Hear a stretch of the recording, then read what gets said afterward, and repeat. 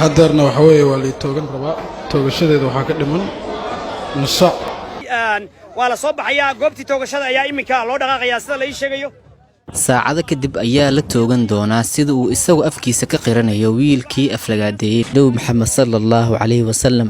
Allahu akbar, Allahu akbar, Allahu akbar.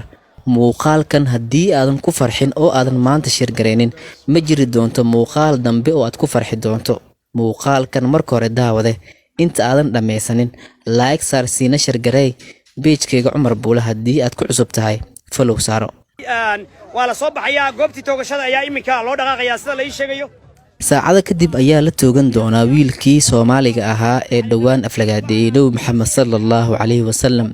kiiska wiilkan ayaa isku bedelay dhowr waji. 2 mar ayaa xabsiga laga sii daayay oo dad Soomaaliyeed oo u badan qaraabadiisa ay dameynteen, balse dad badan oo muslimiin ah oo u kacay isla markaana ka carooday arintaasi ayaa dhalisay in mar kale xabsi loo taxaabo.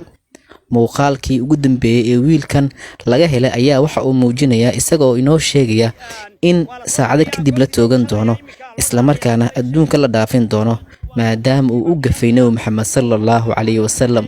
bal ila daawo muuqaalkii ugu dambeeyay ee wiilkan laga soo duubay. waa anigiiyo kay ahaa oo soo noqday haddeerna waxa weeye waa lii toogan rabaa toogashadeeda waxaa ka dhiman nus saac marka hadda aakhira isku arki doonaa guys meesha laygu toogan rabaa taasoo meel aad u qurux badan waaye.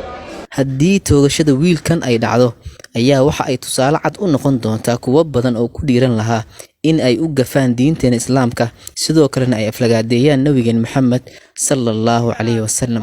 kuwo badan ayaana ku waana qaadan doona nabigeena sharafta iyo mudnaanta badan ee Maxamed sallallahu alayhi wasallam waxa uu inaga mudan yahay ammaan iyo marwalba inaan saligiisa aan badino. laakiin dadka qaarkii ayaa bilaabay inay aflagaadeeyaan Nabi Maxamed sallallahu alayhi wasallam. naga raali noqo nabigeena Maxamed sallallahu alayhi wasallam. raali kama nihi in lagu aflagaadeeyo, raali kama nihi in wax laga sheego. muuqaalkan waxaan ka codsanayaa daawad in mar kale aad like saarto siina shirgareyso page-kayga Cumar Buule haddii aad ku cusub tahay mar kale follow saaro. waa saaxiibkeen Cumar Buule idinku dhaafaya sidaas iyo nabadgelyo.